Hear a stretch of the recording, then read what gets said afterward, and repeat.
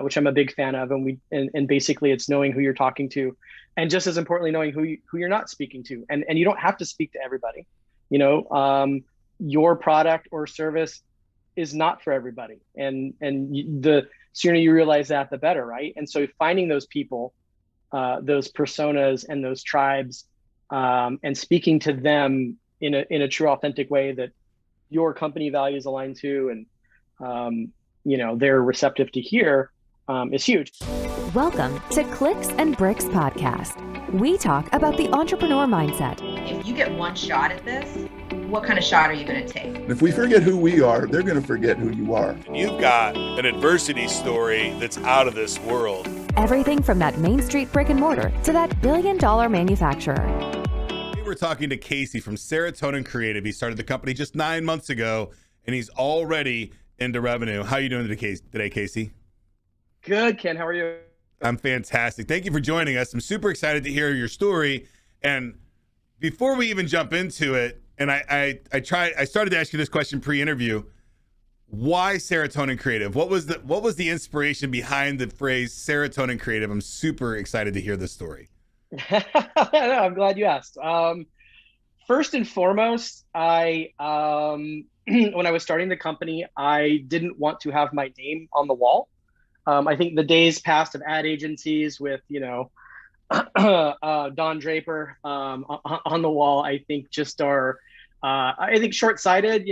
I'd like to build something that is forward-thinking beyond just me and my name, as a company.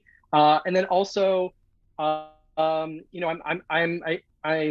a creative director, and I went to art school. I went to Art Center College of Design, but I'm also a science nerd and fanatic. And so, we talk about psychology and communication, right? And so serotonin and dopamine and oxytocin and endorphins are all things that create happiness and connection and desire. And those are all things that are very much related to marketing and branding. So, I think, everyone's very familiar with dopamine, as the sort of happiness drug, and serotonin is as well as oxytocin.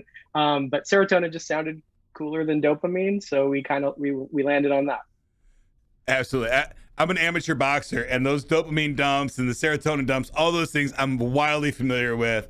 And I'm also in the IT business and internet marketing, so I understand that storytelling and creating these emotions are a very, very important part of selling a product or a service. So I think you Right. hit a home run with the name Serotonin Creative. I think it's brilliant, and thank you for coming up with that, because I'm enjoying the heck Thanks, out of Ken. it right now. So Love it. this is February 2022. When did you start Serotonin Creative? I filed the papers for incorporation in May of 21, and really started ramping up around June and July. So Okay. we're fairly new. Right. So you're 1 year post lockdown, nationwide lockdown, right? Or just slightly after. I think we're locked down March of 20, so we're out in August of 20 roughly for most cities in the country. And then a year later, the world's still not back to normal, but you decide to start a marketing company, and you left a pretty good job to do that. Can you tell us about what that story is, where you were before you started Serotonin Creative, and what was your mindset on saying, I'm going to break this security chain that I have, and I'm going to create this whole new world all on my own where there's nobody out to protect me? And I think you said you did this bootstrap, so you didn't even have any third-party money helping you out. That had to be stressful, had Right. to have a lot of adversity in it. Can you tell us a little bit about that story, leaving the corporate world where you were and then starting your own company? And if you can, even the why. Yeah, I mean, there's a lot there to unpack. But so to start from, the transition, I worked at E&J Gallo Winery. I was a creative director there, overseeing. So Gallo has, at the time I left, they had about 150 brands. I think there's a lot more now. So I was overseeing around 20 of those. At various times of my tenure, I was there for 4.5 years. And it was amazing. You know, it was an amazing job, amazing role. I was brought in to help prop up their digital capabilities. So I really came in and built a team around, launching their brands on social media. Worked with two other creative directors to prop up their website development capabilities, as well as video and photo production. So we were, sort of new to the team, and really, creating all these new and exciting capabilities for them. And we built an amazing team. Everyone that I oversaw was just super talented and fantastic to work with, and miss them dearly still now. Got to travel to Napa every other month or so, and shoot at some of our properties. So yeah, it was an amazing job and an amazing opportunity. But yeah, once we went into lockdown and we all were working remote, as a creative director, I had a really hard time with it. Me and my team usually are locked in in a war room, plastering the walls with all sort of creative ideas, and really working closely on concepting and coming up with all these cool ways to bring these brands to life. And so once we went into lockdown, I just was scratching my head, like, I don't know how we're going to do this. And lo and behold, 18 months later, not only were we doing it, we were doing it well, really well. Everyone stepped up, everyone brought their A game. And I think, our production and our capacity went up, like, I don't remember what the percentage, but we were doing more and faster. So there was a lot of learnings for me. It was a definite paradigm shift. I thought that creative was very face to face, and involved, and lots of conversations, offhand conversations, and pulling people into a creative review. And we still did those things remotely, and actually sometimes even more efficiently. So learned a lot and embraced the change, and honestly, like, the team loved it. I began to love it. There's a whole host of things working remotely that I think are just so much beneficial. People, there were some people that we worked with that had an hour and a half commute in every day, so that's 3 hours on the road. Poof, that automatically goes into time for them to work, time for them to spend time with their family. So there was just all sorts of benefits there. So it was a challenging and learning opportunity, and we really embraced it. So that was one reason why I thought I could do it, because I just really knew that these new ways of working were not only good, but potentially great. Fantastic. So at where you were before, you're selling wine. Is that a $10 million company, $100 million company? Or do you know that number? I'd have to Google. I don't know that number. Gallo's big. But I would assume it's close to 100 million, if not more. It's at least a 10 million Probably. If you got that many brands, right? You're not going to hold those brands at less than $1 million in revenue per brand. So I would assume that's a pretty high out there, 50 to $100 million company. And correct. You're with a team that you love. You're learning how to do this remotely. Why'd you quit and start your own job? Start your own company? It's a great question. That's a great question. I have been doing marketing and advertising for coming up here on 20 years, a long time. I kind of a funny story. I had an old college friend who got into wine, and I was fortunate enough to work with him. And he hired me to travel to France and Italy, and basically be his creative director, marketing director, and create all this great content. So we would travel to Bordeaux and Burgundy and Austria and Tuscany, and interview all of these amazing wine producers and listen to all their crazy stories on and the histories. And it was just an amazing thing. So I would come back to from these trips, and then I would be working on cool brands, but definitely not as cool as traveling around the countryside of France. And so I kind of got bit by the wine bug there. And one day I saw a post for Gallo, and clicked another button. They flew me up, and all of a sudden I was working for Gallo. And so that sort of combination of my ability to do work and make money and my passion for wine. Fortunately, I was able to connect those things. And I did that, and it was exciting and great and an amazing experience. And I learned a ton, and met some amazing people. But after, almost 5 years, it was great. And I just felt I was at a sort of another inflection point in my career. And more I wanted to start to do good. I didn't know what that meant, at the time. And so, is it working with brands that are already doing good? Is it helping companies do good? So I started kind of looking around. Are there agencies that focus on sustainability, corporate social responsibility, all that kind of stuff? And there are a few out there, and there are actually a few good ones out there. But I got to a point where I just felt like if that's what I wanted to do, I kind of needed to just do it myself and figure out what that meant for me. And so that's why I left. Okay. So this is a personal journey for you to figure out, can you do it, and to work with brands that you really love that are going to try to change the world. Right. And wine's great, but at the end of the day, it does have a kind of a negative indication to it, right? It's habit forming, it's addictive. It can be good for you, but it can be really bad for you as well. So I kind of get it on wanting to make that change. Now, I'm going to throw you under the bus a little bit here, because I see that giant stack of books behind you. Sure. If somebody wanted to get in the marketing industry, or they're in the marketing industry and they needed to read a book that really helped them get to the next level, what book would you recommend that person to read?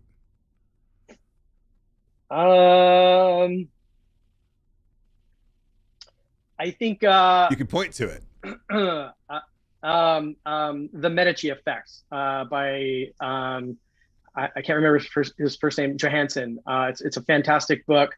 It's about the intersectionality of creativity in people. And I read that book, and that was actually one of the books that spurred starting Serotonin. Okay. It's a fantastic book, and it's about creativity and divergent thinking and really working with today we call it diversity, but really diversity, not just of sex and race and creed and all that stuff, but really a diversity of thought, right? So, and I actually incorporate a lot of this into our hiring procedures, where, I might find someone who has the perfect pedigree, who is on paper just completely qualified to do the job. But if there's someone who has a decent skill set, who could definitely do the job, and we know that they're capable, but has this much more varied background and interests and life experience, we're going to tend to go with that person. So back to answer your question, I think if you want to get into marketing and you want to get into advertising, this day and age, I would say don't do what I did, which is I went to Art Center College of Design, which is an amazing art school, and don't get me wrong, it was great. But I think we're kind of on the precipice of a creative renaissance right now, and I think that there's so many amazing opportunities to sort of break out of the traditional sort of Mad Men era advertising agencies. I specifically named the company Serotonin Creative Consultancy to not be an ad agency. I could get into that, but I think that I think there's just a lot of opportunity to really work with and hone your career in creativity, not just marketing or advertising. Right. What was the name of the book again? The Medici Effect. The Medici Effect. All right. Mm-hmm. I'm definitely going to check that out. I've recently just read The Hook Point and The Purple Cow, and I think they're both great books. And that brings me to a whole other question. Love Seth Godin. Yeah, I got some Seth in there. Yep. So, and Seth is The Hook Point, right? Also the How to Get a Million Visitors on Instagram or something like that. Purple Cow. Yep. Okay. Yep. So I love both of them. The Purple Cow I thought was great, and Hook Point I thought was really good. The difference between the two, where Purple Cow talks about creativity a little bit more, And Hook Point is really analytics and deep dive into those kind of things. In today's marketing world, it's heavy on analytics and all of these, what's my cost per acquisition, cost per lead, ROI, CPC, CPA, all of these different phrases. It's highly technical now. It's not as just pure creative like it might have been, in the 70s and the 80s and 90s, where you made an amazing commercial and you put it out to all these different people. You can really hone in on your exact audience. That tends to be a highly analytical, different side of your brain thinking process, but you still have to maintain creativity. How do you maintain creativity in a highly analytical world? It's easy.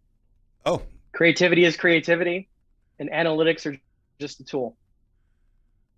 So you try to stay in the analytic or stay in the creative mindset all the time. Do you end up paying somebody else to do the analytical work and just give you the high level stuff, or do you do the deep dive into the analytics as well? No, we deep dive into analytics. I'm a data junkie, and our whole sort of working mantra is, we test, learn, and optimize. Everything we do, test, learn, and optimize. Test, learn, and optimize. So analytics is a huge factor in what we do, but it's a tool. It's a way of understanding our markets and our demographics and who we're speaking to. But at the end of the day, we are in the communication business, and communication requires empathy and understanding your audience and speaking to them in ways that they feel they're heard and spoken to in a genuine and authentic way. And those things are fundamental, foundational, and really don't change. The tools we use do, maybe the platforms that those communications go out on do, but creativity and communication are just fundamental human things that, if you understand them well and do them right, everything else sort of falls into place. Analytics are amazing. Is one more important than the other? If you had to grade, what's more important, the analytics or the creativity? And you could only choose one. You had to do one or the other. Which one would you go with? A boring ad that you had good analytics with, or an amazing ad that you just had to go and not really have any great stats to see how well it did? We've been creative for as a species 120 something thousand years, and how long have we had analytics? I'm taking creativity, man. Every time? All right. I think I had to be with you, right? Because at the end of the day, funny sells all the time, right? Even if you're selling, stuffy products like mattresses, right? Purple Mattresses done a great job at selling their mattresses by making it funny. Dollar Shave Club sold more razors than anybody on the planet the year he came out with that silly commercial, right? So, right. And I think if you have to lean on one, lean on being really, really engaging in your content, and then not worry about your analytics that much. Now you have to worry about them somewhat, because if you're producing stuff and you're not making money on it, that's a game you can't play for very long. But I would double down on the creativity, right? And not so much. Don't worry so much about the analytics until you're done with the creative part, right? You'll get through the creative part, and then you got to start worrying about those analytics. Is this product is this ad actually gonna work for me? Right. Absolutely. And Ken, I think the analytics are really valuable. One thing that really informs what we do is just really knowing our audience. I'll do another shout out to Seth. He has another book called Tribes, which I'm a big fan of, and basically it's knowing who you're talking to, and just as importantly, knowing who you're not speaking to. And you don't have to speak to everybody. Your product or service is not for everybody, and the sooner you realize that, the better, right? And so finding those people, those personas, and those tribes, and speaking to them in a true, authentic way that your company values align to, and they're receptive to hear, is huge. And so analytics does play a big role in that, in helping us find and refine and locate those people. Right. But analytics, I think, and correct me if I'm off base here, you have to start somewhere. And when you're starting, you have no analytics to go with. So you just got to go with your gut and try different stuff And then what the analytics are going to show you is what to try again, to double down on, and what not to try again is really what those analytics are going to tell you. But if you don't do anything, you're not going to have any statistics to even go off of. So it doesn't really matter. Correctly, from a performance base, correct. Right. When you're putting stuff out, you see the engagement, seeing what performs, what doesn't. That's test, learn, and optimize, right? So, but the analytics and data in terms of finding your audience and your tribes, is valuable as well. So, yes, if we had to make a choice, it's creative all the way. But at the end of the day, it's 2022, and we don't have to make that choice. We have all of our abilities and tools at our that's available to us, and we use them as much as we can. Right. Now, this next question, I know the answer already, but it's still a challenge for me, and I constantly fall into the same traps. And I think a lot of people fall into the same traps when they're selling their product or service. Everybody wants to talk about the benefits and the features of their product or service. How important is it to talk about the outcome that the client will get versus the benefits and the features of your product or service? Great question. It's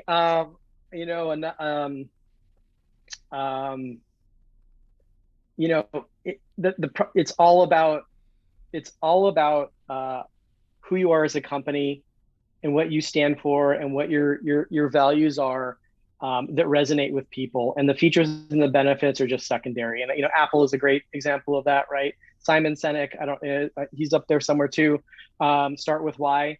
Huge fan of him. Huge fan of that concept, the golden circle. And so if you compare Apple to Microsoft, right? Microsoft is going to say, we have the thinnest, the fastest, and the lightest tablet out in the market.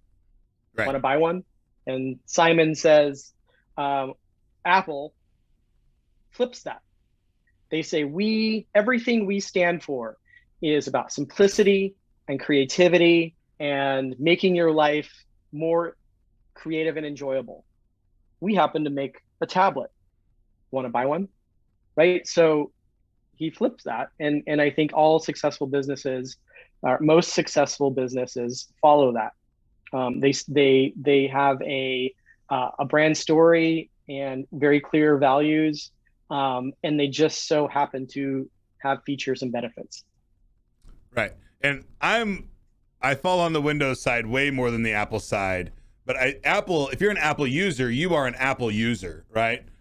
I'm a Windows user, but I'm also a Linux user, an Android user, and an Apple user, and all those other things. I'm not an Apple user by far.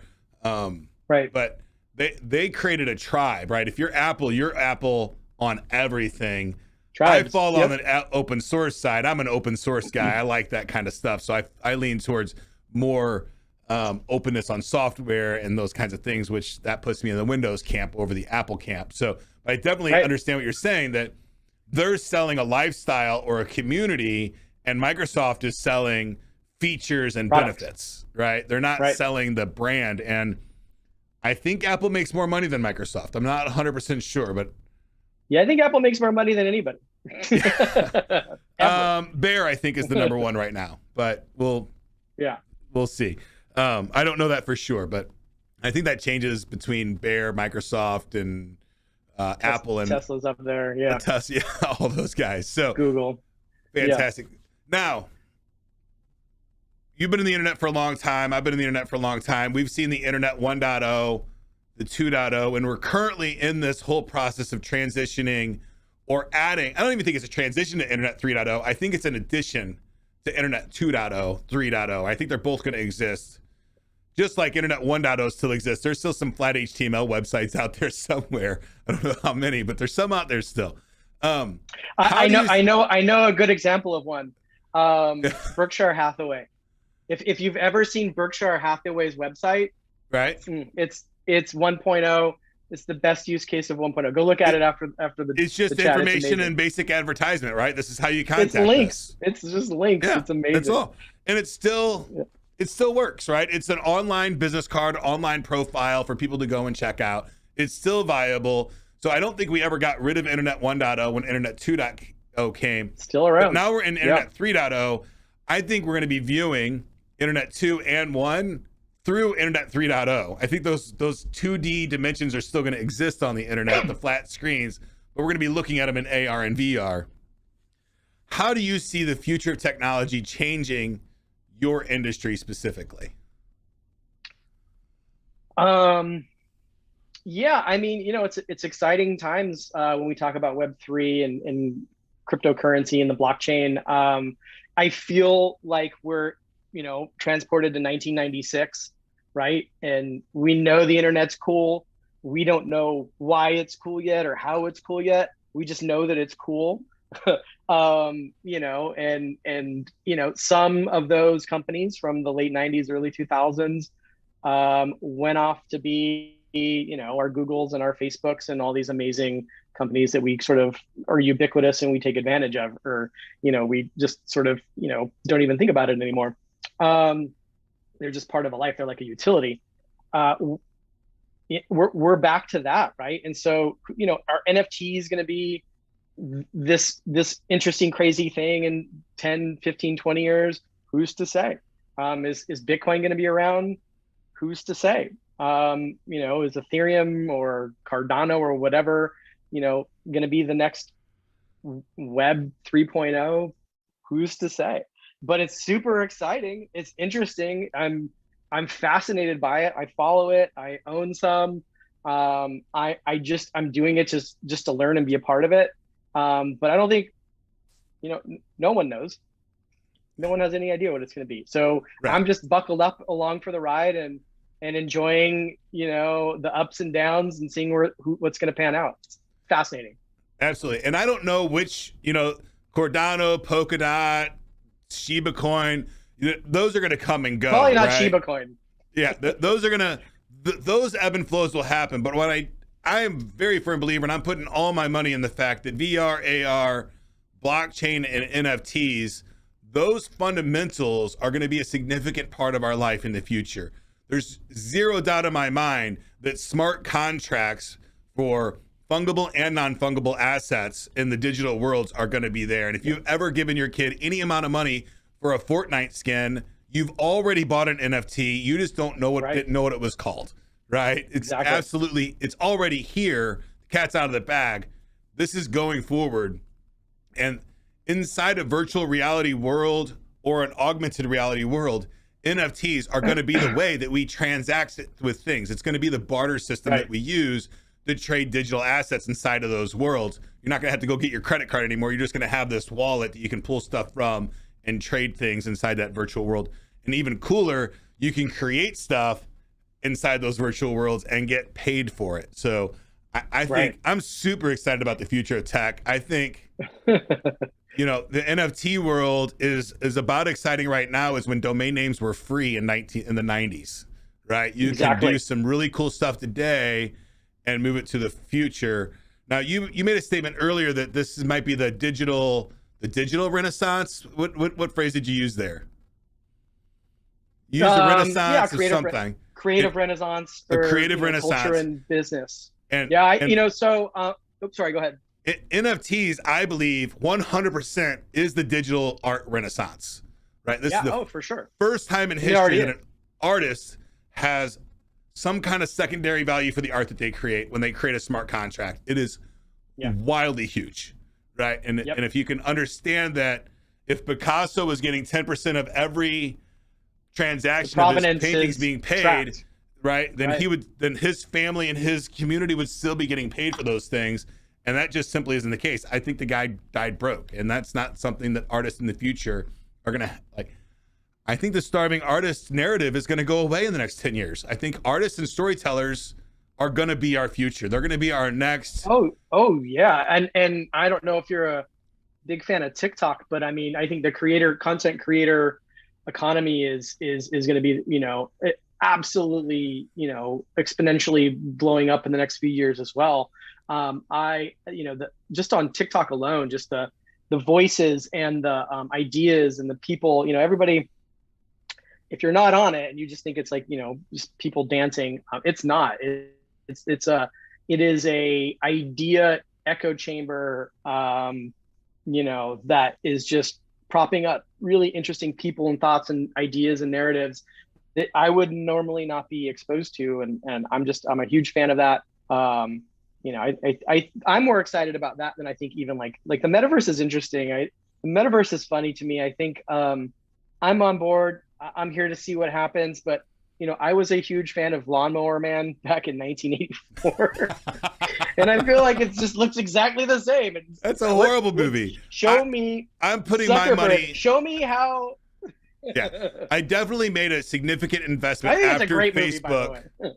When Facebook said we're going into the meta, we made a significant investment into virtual reality. I thought virtual reality was not going to be a thing until that day, right? I thought it was going to be this kind of thing that kids do, but it wasn't going to have a mainstream business application. But as soon as Facebook came out with Meta, that coupled with NFTs and Decentraland, there's just no way that VR doesn't take off right now. It's too many things are lined up for it. Decentraland's interesting. I think it's only about a 10-year run, though, and then AR technology is going to catch up, and we leave VR and go back to AR is where I think the long-term play is. But it's super exciting. And I've heard Apple's doing some interesting things. Yeah. And on the TikTok, like, folks, just think about this for a second. I make a business show, right? This is all about business and technology and mindset of the entrepreneur. And our TikTok, never spent a dime on it. We got like 11,000 followers, right? And we just take clips of this show and put it on TikTok. Don't make any investment at all there. And it gets huge exposure. So if you're still in the mindset of TikTok is for kids, I mean, that's the same person that said nobody's on Facebook, right? 5-6 years ago. So it's the wrong mindset to have. This is a technology that's here. It might go away, but right now, if you want to capitalize on it, it's an easy way to get a lot of eyeballs. Like it is. It's a great platform. Just get out there and start doing stuff. And the cool thing that I like about TikTok is that I really don't have to judge myself at all, right? We can just do stupid, crazy stuff. It's not, I don't have to have my corporate persona on TikTok at all. I can kind of be goofy and have some fun. It's a low barrier of entry. It really is. I mean, and I think the more produced and slick your content on TikTok is, I think the less genuine it feels. You kind of just needs to be off the cusp with most my favorite creators are literally just taking a walk and talking into their selfie video cell phone as they're walking and talking, and it's great stuff. It's interesting and informative and creative, and so again, I think the content creator economy is just that. I'm super excited about that stuff, and just seeing all of the creative voices out there and being able to chat with them and amplify their signals. I was talking with the guy Steven earlier today on our staff, and we were just talking about listening to people talk. And his point was, if somebody really passionate about what they're talking about, I don't have to be interested in it, but I want to hear them because it's just fun to hear them talk. He goes, when he listens to me talk about technology, he's like, I don't know anything you're saying, but it's interesting because I know you're passionate about it. Right. And the same thing, he's way bigger boxer than I am. And when he talks about boxing, it's just super exciting to listen to because he's passionate about it. So if you're a creator or you want to become a creator, all you have to do is talk about the stuff that you really like to do. That's it. And just do that at massive scale every single day on TikTok. And I think a lot of people out in the world today, if they started doing that, they would have a reasonable living in a year or so. Right. If you just stuck to it. It's a wild community, and and I think what I think is interesting is that it's giving platforms to people that are younger and younger that are embracing it. So you have people in their early 20s, late teens that are just becoming comfortable in creating content and connecting with people and gathering, amassing followers, and they're in their 20s. They're late teens. Think about 10 years, 20 years, what experience and what those voices are going to be like and what sort of opportunities they're going to have. It's exciting. Absolutely. Casey, thank you for your time today. I appreciate it. I had a blast talking with you. Is there anything you'd like to leave the audience before we go? Well, thank you, Ken. This has been an awesome opportunity. I just keep doing what you're doing. Be creative. Absolutely. And if somebody wanted to work with your team specifically, how would they contact you? Serotonincreative.com is our website. I'm on LinkedIn. I'm a big LinkedIn fan. So Casey Hogue on LinkedIn. My email is Casey@Serotonin Creative if you want to reach out directly. And that's CASEY Correct. at serotonincreative.com.